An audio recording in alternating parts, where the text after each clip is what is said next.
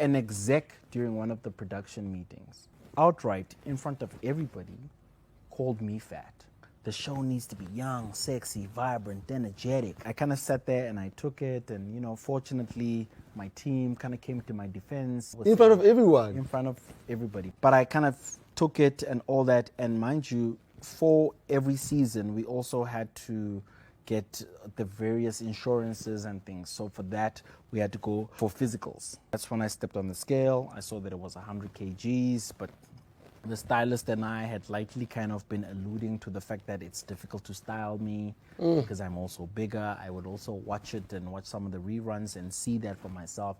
And that's when I made a conscious decision to say, I need to intervene and do something about my physical health. So since then, it's been a little bit of a journey, but I've come to understand it differently. I don't do the goals, the targets, the scales, the numbers. Now, I do lifestyle. If you want to reach a certain goal and have a certain target weight-wise, you would either embark on particular gym regime, change of diet plan, embark on some kind of program. But as soon as you reach your goal, you will then revert back to your old habits, and so the cycle repeats. So instead of attaching my physical health journey to any kind of end goal, I'd rather make lifestyle changes. It's things like my relationship with food.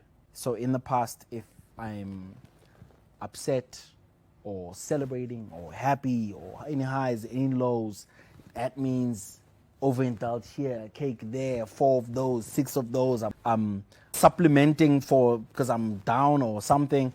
And so I try and change the relationship with food where it's not any kind of incentive or reward. I try and watch my sugar intake. You may have noticed I threw in sweetener into my coffee as opposed to sugar.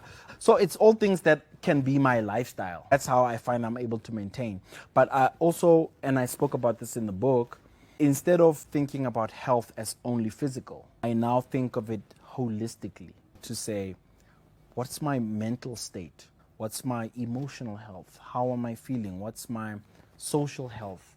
The quality of my interactions. Instead of having 1,000 people that I interact with on a daily basis, 80 of which add zero value, I add zero value to their lives, then why nurture that relationship? My occupational health.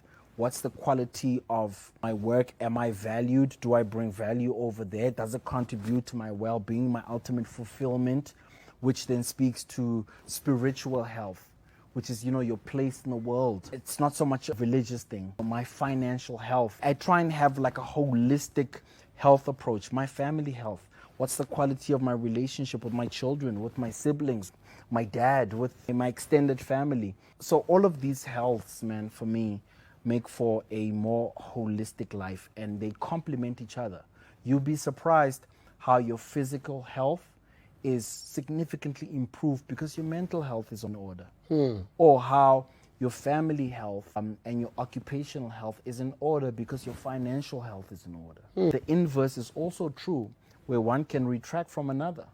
Like it or not, man, all of these things connect, and once that dawned on me, this is how I ultimately then wrote the book. A perfect life, Limonka, is unattainable, but a balanced one is. So hence the book, it's the pursuit of a balanced life.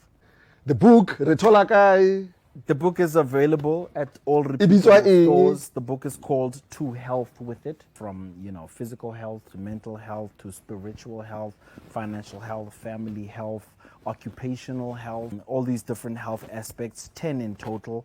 That I speak of, and with every chapter I leave 10 nuggets. It's not a memoir or an autobiography, but I do reference my life, but I also reference academic scholars who've written and spoken of some of these themes and topics extensively. I also studied it while doing my master's. I did a personal mastery course on the respective quotients, IQ, PQ, SQ, and the like, so it's also backed with academic bolstering. It's called To Health With It, man. Appreciate the support. And I know for the platform, you got 10 copies, and I'm grateful for the support.